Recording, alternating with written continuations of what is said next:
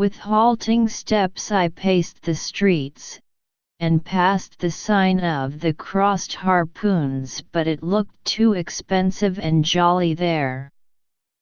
Further on, from the bright red windows of the Swordfish Inn, there came such fervent rays, that it seemed to have melted the packed snow and ice from before the house, for everywhere else the congealed frost lay 10 inches thick in a hard, asphaltic pavement rather weary for me, when I struck my foot against the flinty projections, because from hard, remorseless service the soles of my boots were in a most miserable plight.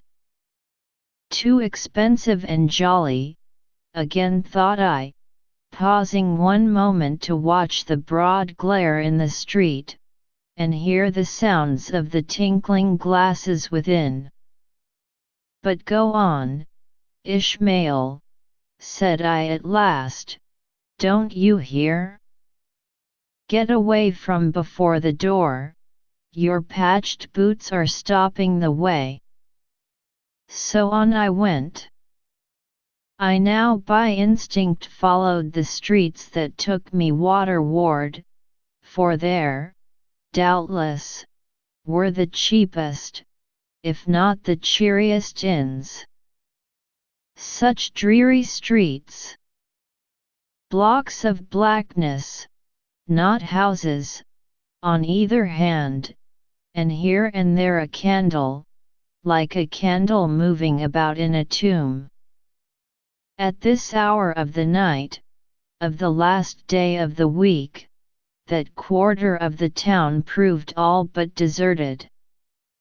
But presently I came to a smoky light proceeding from a low, wide building, the door of which stood invitingly open. It had a careless look, as if it were meant for the uses of the public, so, entering, the first thing I did was to stumble over an ash box in the porch. Ha! Thought I, ha! As the flying particles almost choked me, are these ashes from that destroyed city, Gomorrah? But the crossed harpoons, and the swordfish. This, then must needs be the sign of the trap.